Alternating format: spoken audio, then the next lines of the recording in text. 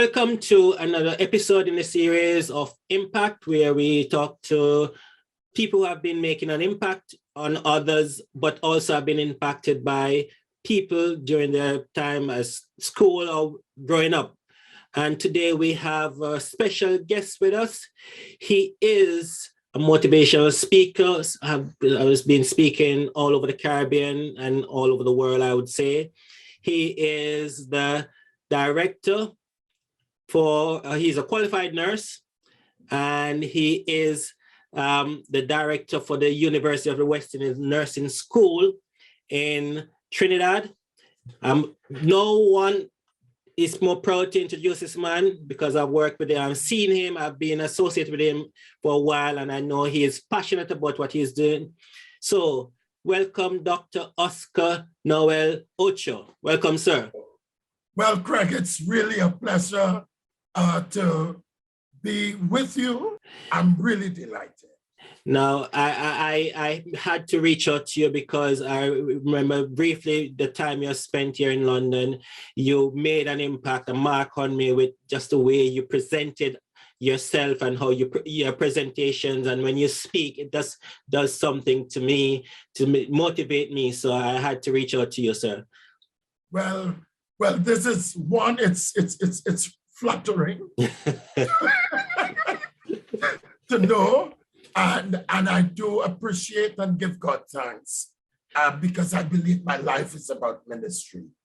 Now, it's unusual for me. My wife is a nurse, but I always said having a man as a nurse is not something that in my younger years I would even think or consider.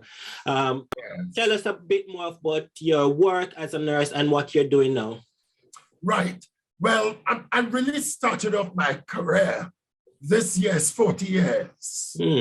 I started off as a nursing assistant, actually. So my training in June 1981, because I guess of my love for Christ, I really wanted to become a medical missionary. And I thought that getting into the profession, I didn't have the 5 subjects at the time which was required. Because I played the fool in school, that's a part of me that a lot of people don't know. But soon after I qualified as an enrolled nursing assistant in 1983. By that time, I'd gotten the other required subjects. And January 1984, I started general nurse training. So my training extended from 1984 to 1987. And I really, really enjoyed working in the clinical area. In fact, my last clinical placement was with persons with HIV. So it was the HIV unit, the only unit in Trinidad and Tobago, and it was such a wonderful opportunity for ministry, but I didn't realize that my seniors were looking at me until one day I got a call asking me if I wanted to go into education, and I said no. And my supervisor, the matron at the time who was acting, she said, but how can you say that? Everybody is talking about how you help students and the impact that you are having on their lives. And then I said to her, okay, I will go. So I spent the next 7 years teaching, and it was really wonderful to see how students were able to interact and engage with the teaching learning material.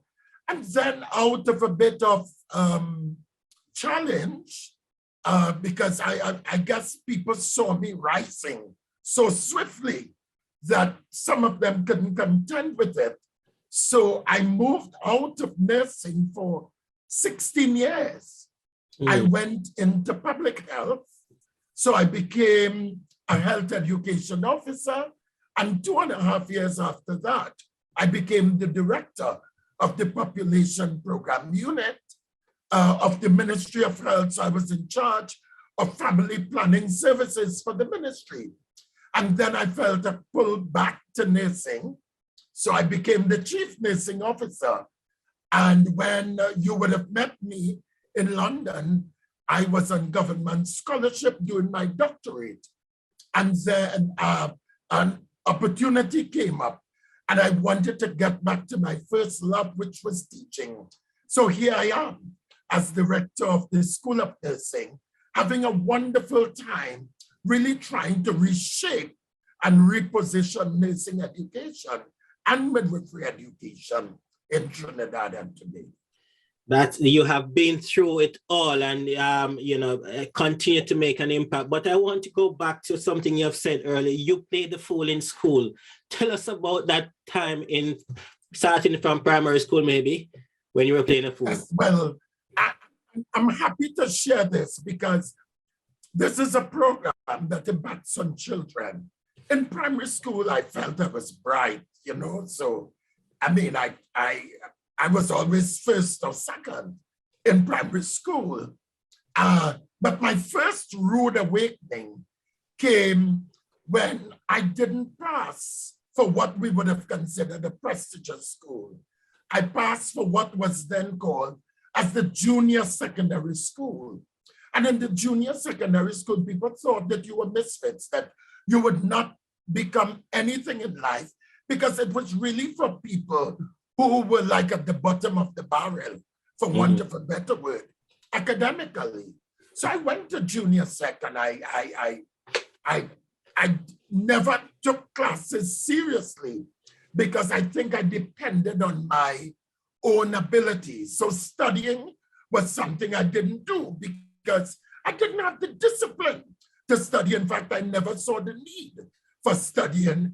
I was the class clown, as they would say. If you want somebody to crack a joke, I was the person who would do that. And I moved from junior sec to Astor Boys College, where again, somebody saw some leadership potential. So I became a school prefect, but I still didn't have the discipline of study because I thought I had the innate talent. Only when I did my GCE, because I did the General Certificate of Education. And then I came face to face with the results of my indiscipline. Craig, I got 0 subjects in GCE. In fact, of the 7 subjects that I did, I got 1 D, I got 2 E's, and 4 was so bad, they were unclassified. They were used.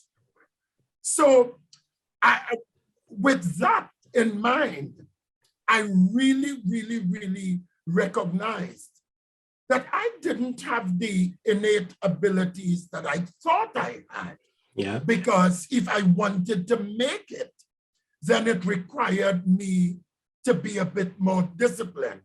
So I was sent back to school, and I guess the shock of it didn't hit until I did exam the second time. And I only got 2 subjects. And I remember I started, doing evening classes to make up my other subjects. But one day I was working on the road. I was working, doing what we call 10 days on the road.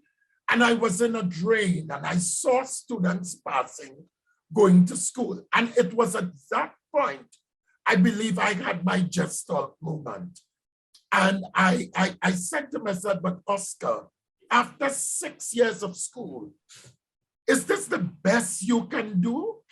And I think my whole world changed. My worldview changed because I realized that I would have had a foundation and it was up to me to now make a difference in how the rest of my life would have been shaped. It's very encouraging, for want of a better word, to see that despite those failures of having 1D, 2 E's, and 4 U's, that you have not used that to stay back, but you have reached that point where you are now the director of nursing for the University of the West Indies. So it shows that even with failures, you can become anything and anyone. In fact, I believe failure is not final. This has taught me that failure, and especially for the young people who would be impacted by this program, I just want them to know, even though they experience failure, get up, retrace your steps, and move on. Failure is not final. That's very powerful. And yes, indeed, I always said failure is the first attempt in learning. At the point when you were in primary school, when you started out as being first or second at all time, but then you started playing a fool and your results weren't going, what was it that your parents did? How was your parents dealing with that? Well, I grew up with a single mother. In fact, Craig, I grew up in what we will consider poverty, but I didn't understand I was poor because to me, everybody in the village was experiencing some level of what we were experiencing. And my mother, she was a disciplinarian. But she had to be feared because you couldn't really have a conversation. So I remember even when I was kind of giving trouble in school. And I remember the principal said, go bring your mother. Craig, I must confess. I went to the principal every day and I lied. I'll say, sir, my mother says she will come later. Until one day the principal, when I started, he said, okay, your mother will come later. He just forgot anything that I was doing, because I knew my mother was so firm that if she came to school, Craig, she would wait for assembly to give me a good licking in front of the school. Mm. I experienced it in primary school, and I was not willing to experience it in secondary school. In fact, of the 15 children that my mother had, and I thank God for her, she died at 95 earlier this year. In the month of July, I was the very first to write common entrance and go to secondary school. We were so dirt poor. So she was just glad. In fact, when the government gave money to parents to help with students, my mother used to be so happy, because that's what she used to go to the grocery and supermarket, to ensure that food was on the table. So she was just happy to know that we were going to school. But as to her involvement in ensuring that we did what we were supposed to do, the discipline of study, we didn't have that, because it was only when I got into secondary school, we got electricity. So sometimes we depended on moonlight, we depended on the street light or the flambeau to study. So it was very, very, very rough. And poor thing, my mother could have done only what she could have done at the time, just to know we were in school. So, obviously your family situation had an impact on your discipline for your studies. How would you say the lack of a father have impacted you then and even now? Craig, I often think about this question.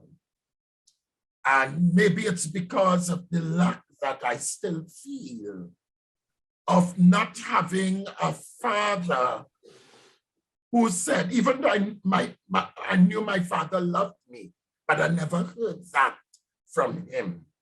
I don't know what it is to be emotionally bonded to a father.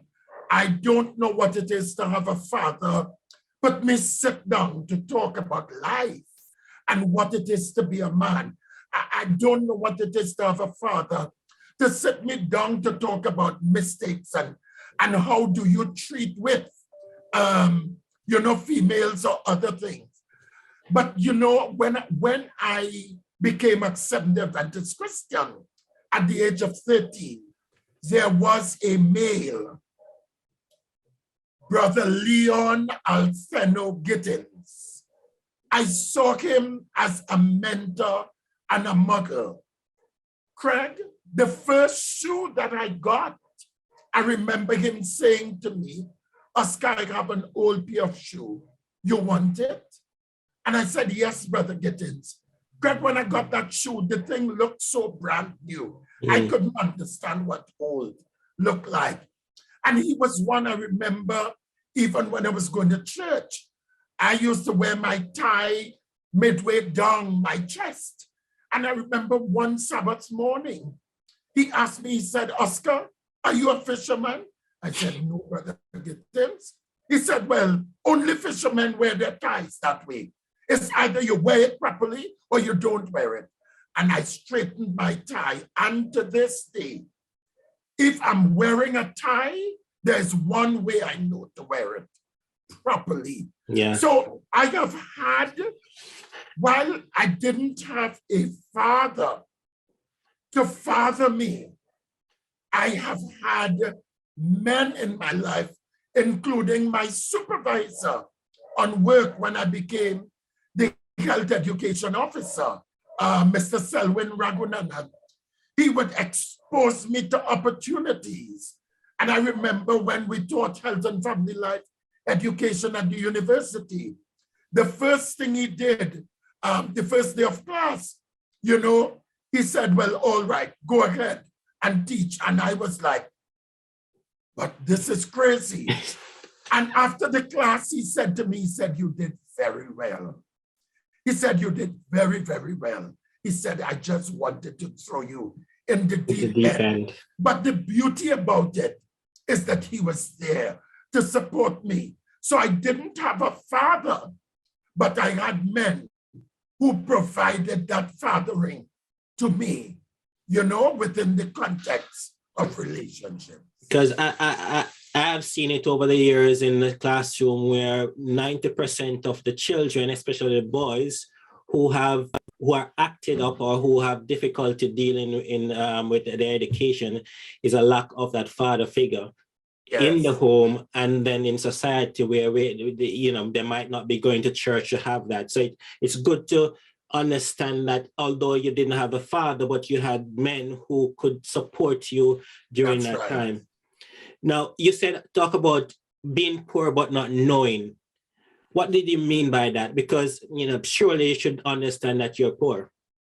Yeah, well, the reality is, while we were poor in what we will consider the world goods, okay?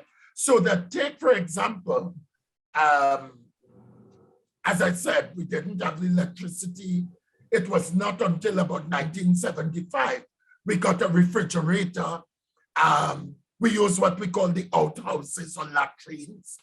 At Christmas time, what we got were the caps. You know, people, growing up children got caps, guns. So we got the caps and we would go on the bridge and we would be using stones to burst caps and we would have a great time. On Sundays was the only time we had meat because, I mean, during the week, meat wasn't part of our diet.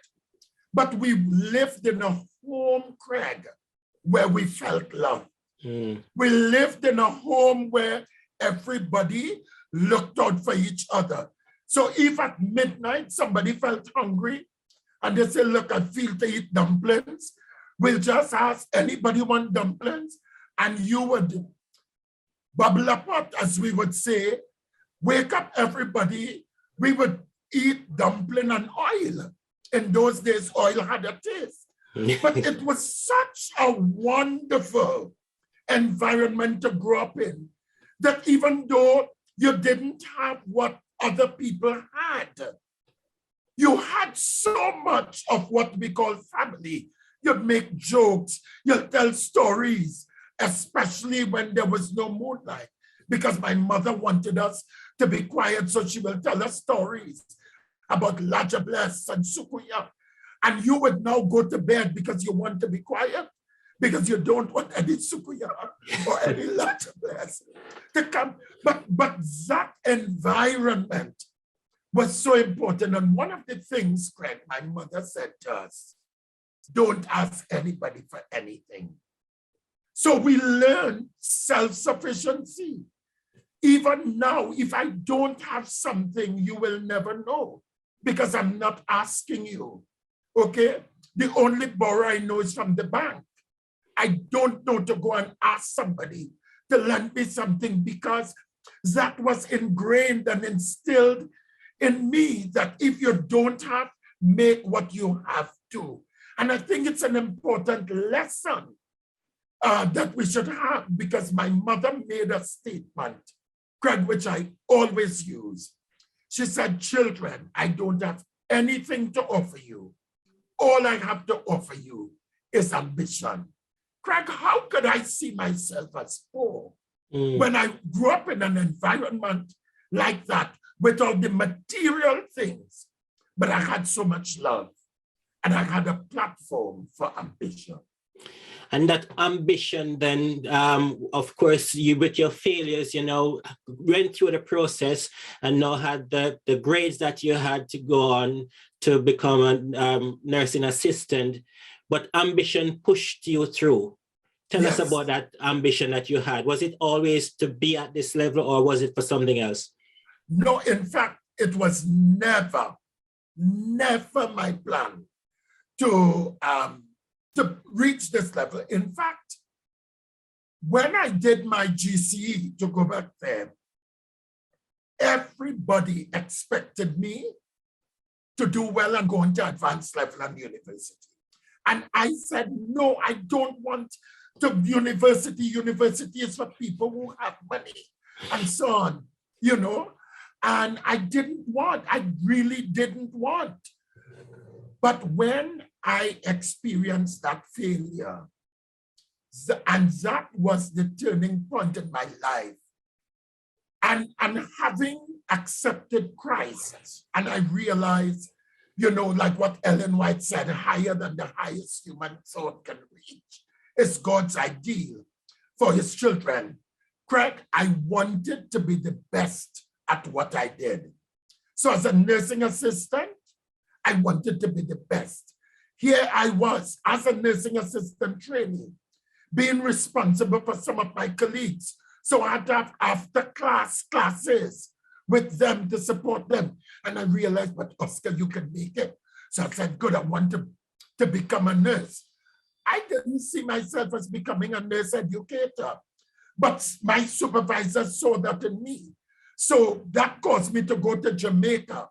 Now, I didn't have money, Craig. I had to take a loan.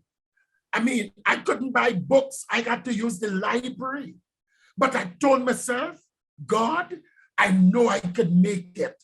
So 10 o'clock when they rang the bell on Mona campus, it's when I'm going to check out my books so I could go to Chancellor Hall, you know, where I was a resident as a student. And I said, Lord, I'm covenanting with you. I was part of Advent Fellowship. And I said, Lord, if I keep my bargain, I went to Sunday Park Church. So I was in church Sabbath, Sunday night, Wednesday night. And I said, Lord, if I keep my covenant, you have to keep yours. And I graduated with honors. And then when I went back, I mean, it was rough because I had to take big loans now. And I said, Lord, again, I'm going to covenant with you. I want upper second class honors. And Craig, I pushed, I studied. This time I understood that you couldn't walk through success. You had to sacrifice for success. And I sacrificed. I put in the work. I remember one subject, statistics. It was so hard. Craig, some days when I studied it, I will get an immediate headache and just roll off in bed. And one day I said the statistics as I am speaking with you. I said, if you think you will kill me, I will kill you. Craig, yeah. I mean, and I'm talking and I'm so happy to share this with the young people. In fact, when we did the midterms, I used to wonder how my colleagues could understand this.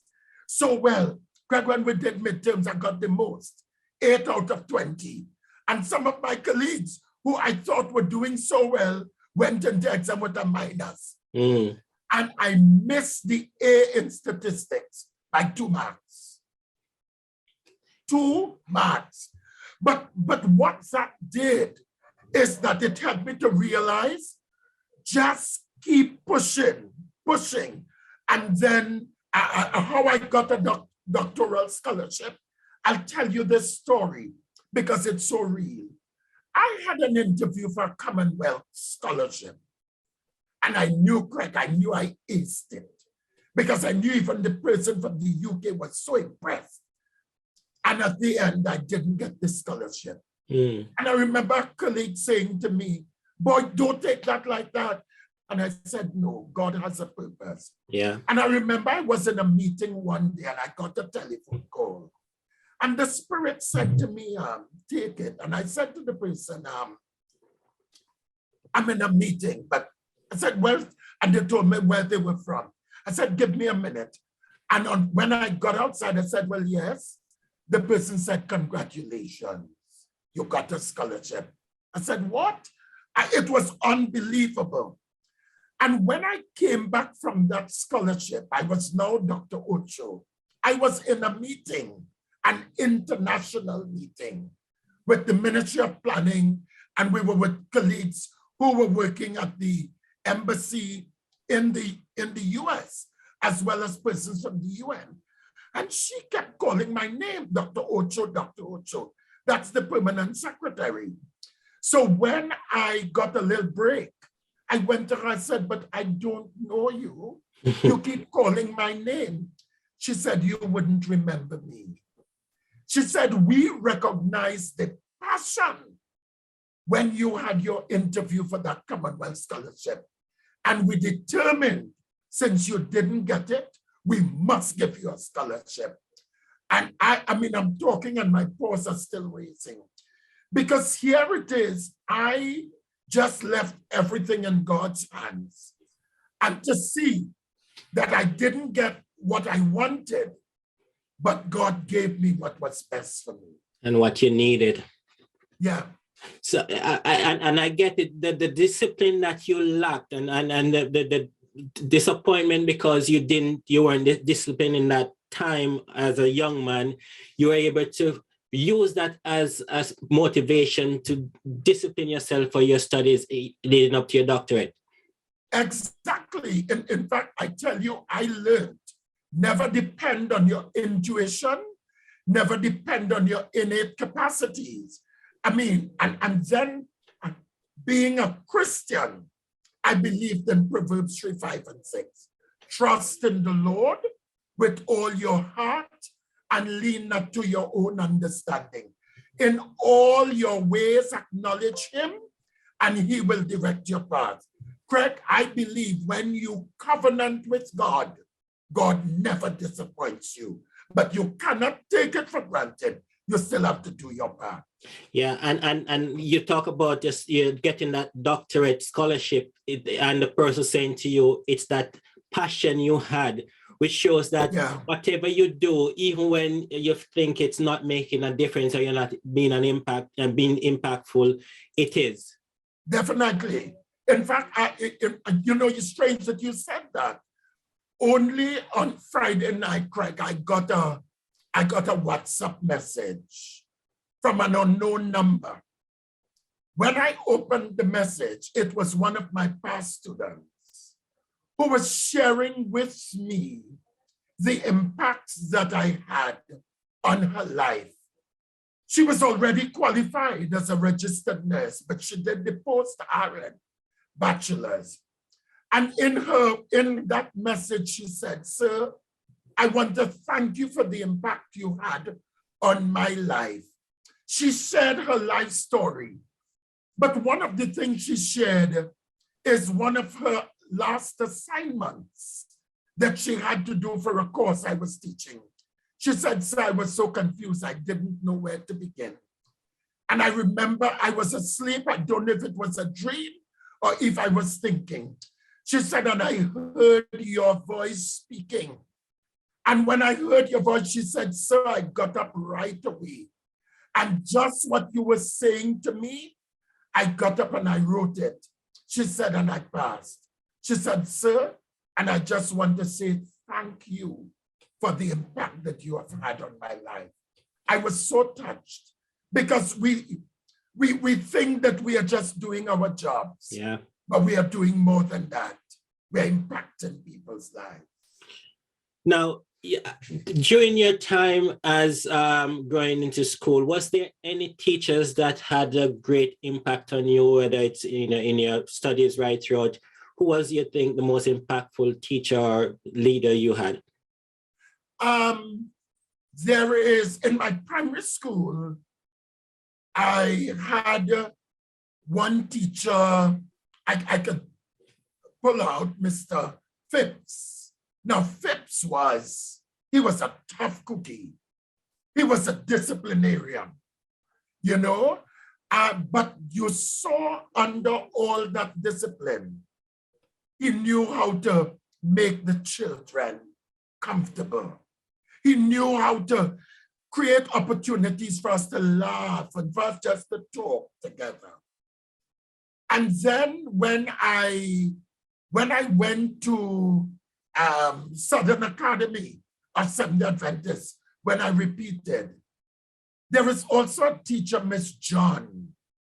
She stood out to me because she was so caring and considerate. She really made you want to learn.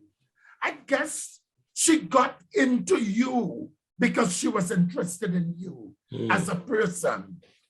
And when I went to Jamaica doing my undergraduate degree, Professor Hermie Hewitt, up to this weekend, we communicated, and I had to remind her of the impact that she had on my life. When I saw the way she was so prepared, when she came to teach us, and because I was specializing in nursing education, I used to say to myself, I want to be like her. I want to be like she was Dr. Hewitt then.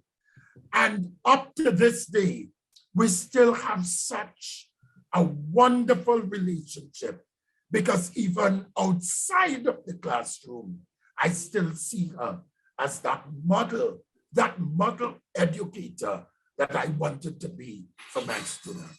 And you have had those experiences with your teachers, and now you are in the position to impact and influence others. You have taken all of that to make you the person, the leader that you got from those teachers, but what else have you added to your leadership and your teaching career? Well, in fact, one of the things that propelled me in my teaching career was what I didn't want students to experience when I was a student nurse. Because nursing school, I'm not a science person, because I didn't do sciences in school per se, more than human and social biology. So here was I being brought into understanding anatomy and physiology and pathophysiology and microbiology and all the G's, And I remember one of my teachers, she was very, very unkind. When I asked questions, she would turn to the blackboard, snicker, and then turn back and answer me. And that used to frustrate me. But I told myself, if ever I'm placed in a position, no student will experience what I experienced. So I in my career, I teach from the level of the slowest learner and not at the level of the one who knows. My philosophy is that no child or no student should be left behind.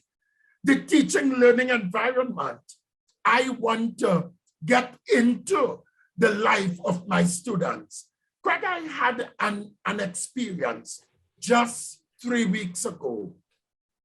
I was teaching a class, and normally my students, they are with me because I'm engaged, and students were not answering.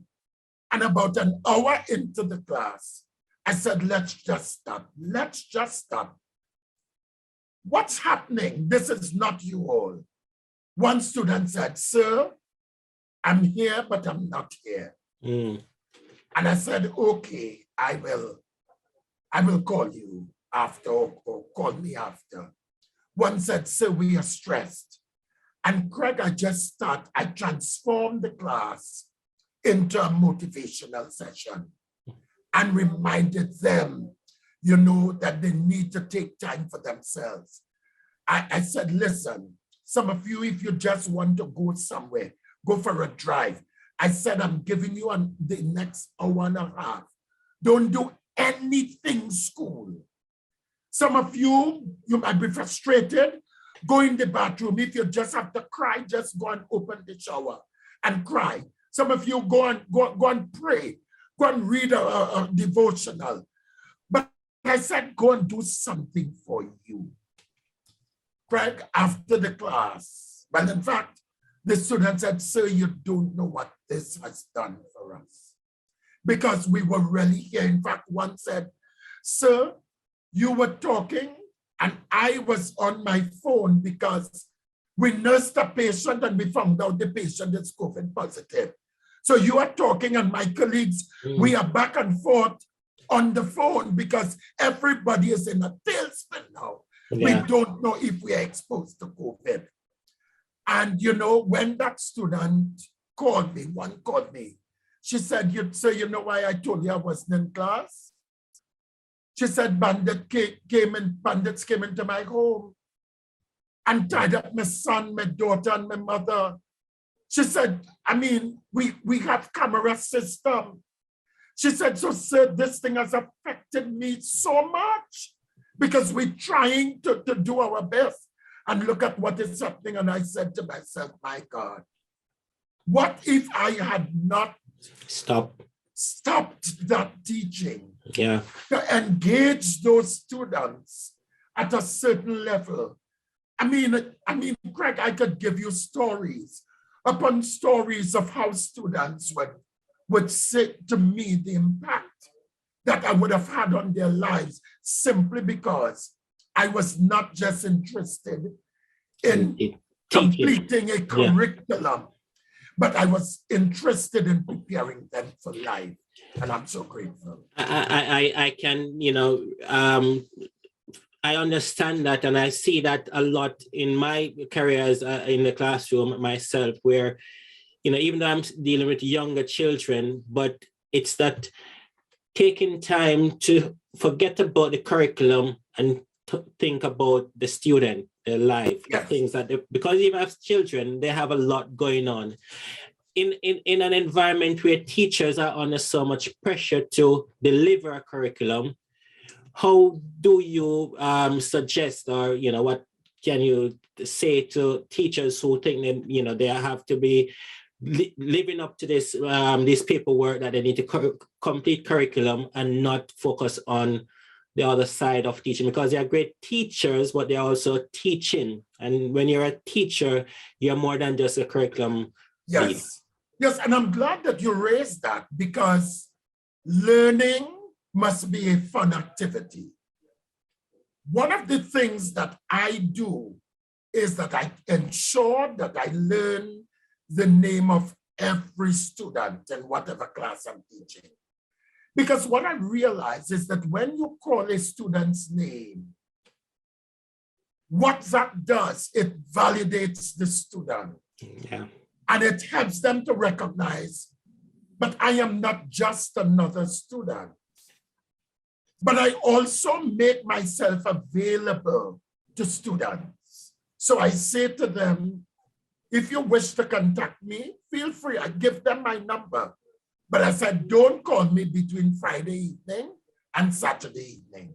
I said, my time with God, I'm not going to compromise. Right.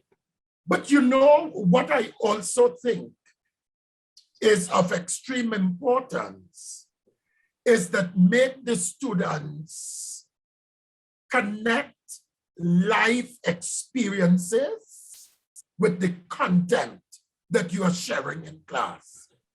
And I say to them, although you may not cover every piece of the lesson during the face-to-face, you must give them enough where they see the big picture and then allow them to go and interact and interface with the material.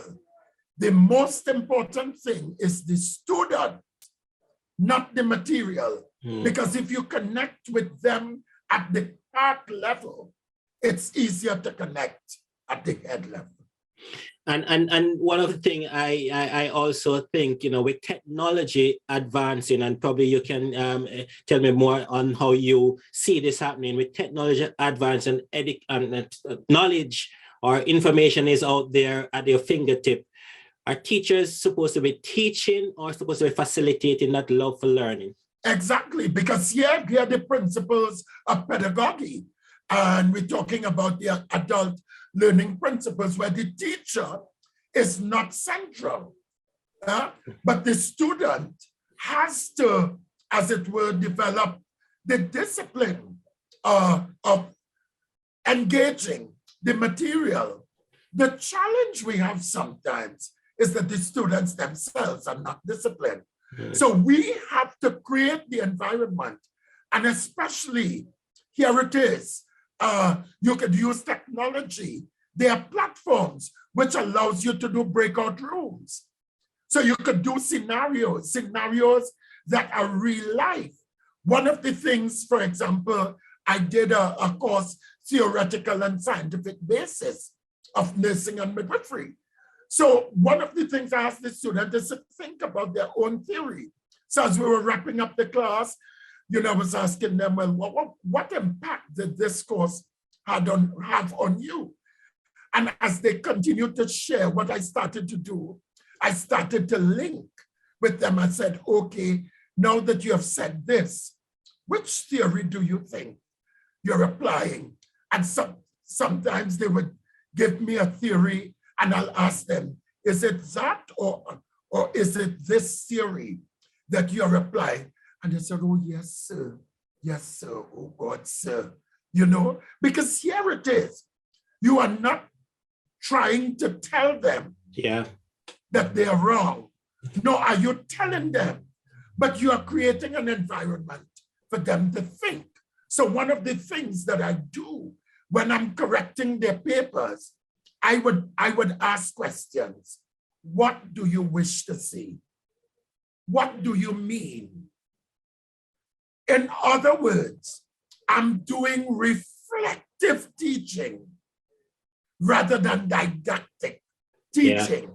So when they go back to their script, sometimes they say, Lord, they say, sir, sometimes, oh God, we are fearful to look at our scripts when we get it back because it's a case of, Lord, what sir will say. But they say, when we relax, we realize, yes, sir was right. Sir was right. So is that having that impact on how you help people to learn? Now, you have been involved in nursing education and, been over the world. Who are some of these world leaders or public figures that have impacted you or you have inspired you during your time in leadership in nursing and as you live life? Strangely, I am not one who really focus so much on international persons because I see them through the media, but I don't know them. So I am not quick to jump on international leaders, but somebody who inspires me is somebody who I want to get close up to understand. One of the persons who have had the greatest impact on me as a leader is Syringa Marshall Burnett. That great Syringa from Jamaica. I mean, Syringa was as broad and big physically When she opened her eyes, they were like the moon. But you're talking about a woman who understood politics, because life is about politics. You're talking about somebody who understood power, but you also understood she was somebody who had passion and principle. Syringa taught me, don't limit yourself and don't make an excuse for getting to the top. You have a right to be there. I think about my own prime minister, who had a lot of challenges even in his political party. And yet, even though he was removed from the cabinet and became a backbencher, he didn't sulk, but he remained consistent that even when the party lost the election, and he still got his seat, he was able to move from being a backbencher to becoming the political leader, to the leader of the opposition, and then the prime minister. You're talking about somebody who demonstrates resilience and grit, who understood principles of integrity. So yes, I don't look at those world leaders, but I look at people who I could touch and I could feel to motivate me. You have consistently used the word discipline. And is that your mantra for life? Yes, it is. It is my mantra. And because you see, discipline is rooted in integrity. And I believe that you don't have to compromise your position to make it through life. I have seen it. I've seen it in life. I believe that discipline requires, if I have an assignment, somebody else should not do it for me. If I reach out for help, I must do it. I must not just submit it after somebody did it. Discipline for me is demonstrated by, if I want my staff to get to work on time, I must get to work on time. Discipline for me is that if I want my staff to teach, I must first demonstrate that within the teaching learning environment, I model for them what I want them to model for their students. Discipline for me is if I say Christ, I mean Christ, so that I'm not a something during the week and a Seventh-day Adventist on a Sabbath. I must be a Seventh-day Adventist 7 days of the week. That's what discipline is to me. Now, that's really good to hear from someone who has, seen where lack of discipline have caused them to fail. So you are speaking from an experience. With your job and your workload, and so what do you do as a downtime? I don't know if there is such a thing as downtime. But what I really love to do is sleep. I enjoy sleep. Before this program, I was sleeping. But I also love to sew, Greg. I really love to sew. To take a piece of cloth, to think about what you want to make, and then you see emerging through a machine that which you conceptualize. To me, that is such a relaxing thing. So fashion, would you say if you weren't into this profession, you would be into fashion and designing? Well, I'm wondering, because some people call me a fashionista, but I believe not so much in making fashion statements. for the adulations, but I believe in making the statements so that people will realize this is authentic me. Where did that love for sewing come from? Where did you learn that? Well, I learned it, in fact, when I left school, secondary school, the government through the Ministry of Community Development had these classes for people in the community. So in 1979, I enrolled in this tailoring course. And there were only 6 classes because I joined late. But through trial and error, I was able to eventually spoil a lot of cloth, but then got a hang of it, that I sewed my wedding pants. I paid for my jacket to be sewn, that now all my work pants that are sewn, I sew them. As a nurse, all my tunics, I sewed. I can see that now, because when I see you, you are always, even your face mask and your ties, and there's always now I can understand, because there's always that fashion statement that is made by your outfit or how you dress. But I didn't realize you were the designer behind all of that. Yes, I believe in being authentic. That's good to know. So there you go. If you want to have any of your fashion being done, if you're planning to get married, check with Dr. Ocho. He's a man of many talents. Now, as we come to an end, Dr. Ocho, what do you love to read? What I love to read, I guess, I'm into. I don't have a special genre of books, but I am more into journals, not so much books. So that depending on what I'm looking at or what I'm researching, you would find that I find myself reading.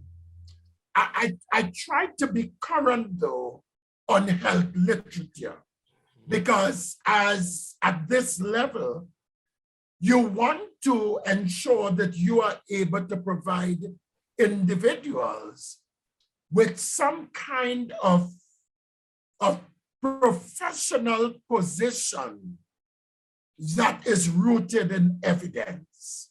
So I try to keep up to date with the theoretical information, but I keep myself rooted and grounded in religious books. One of the books that has really stayed with me is a book written by the former secretary of, I think, the Trans-European Division, Our Awesome God. And he speaks about this God, the awesomeness of God. And another one, which I think I recommend to everybody, is one by Leroy Froome, The Coming of the Comforter, which really speaks about the importance of us depending and being filled with the Holy Spirit. And in terms of your music, what do you love to listen to? I guess it's a range. It's a range. I love religious music. I do not like gospelypso, because I think if I'm listening to calypso, I'm listening to calypso. I love the long-time kaiso, real social commentary. But I also love the ballads, the love songs and so on, because it's just sometimes to relax me. So my genre of music goes along a continuum. And food, your food? I know you're a man that love your food. I love to eat, Greg. I really love to eat. I love Creole food. I love provision. I love macaroni pie. I love corn casserole. I love vegetarian. I'm a vegetarian. So, I love food. I make my own bread. Yeah, so I love multigrain bread. So my wife and I, we do not buy bread at all. So you're a man that bakes your own food, bread, you make your own clothes. What else do you do that we haven't heard? Well, what do I do that you haven't heard? I don't think there's anything else. Really. Any other special talent? Well, I used to sing a lot. Yeah. Yeah, I used to sing a whole lot. But after I would have had my surgery twice, I had a precancerous growth on my vocal cords. So my last surgery was in 1987. I used to sing tenor, but so I don't really sing as much as I used to.